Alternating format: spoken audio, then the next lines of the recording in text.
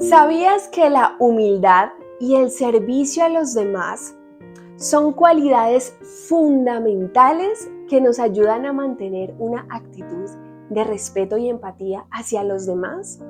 Pues ser humildes nos permite reconocer nuestras propias limitaciones y errores y nos ayuda a mantenernos abiertos a aprender y mejorar constantemente.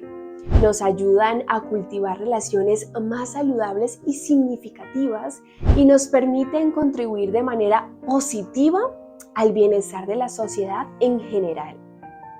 Amigos de Gospel Planet, de allí la importancia de recordar que a través de pequeños actos de humildad y servicio es que podremos marcar una gran diferencia en este mundo que nos rodea. Gospel Planet.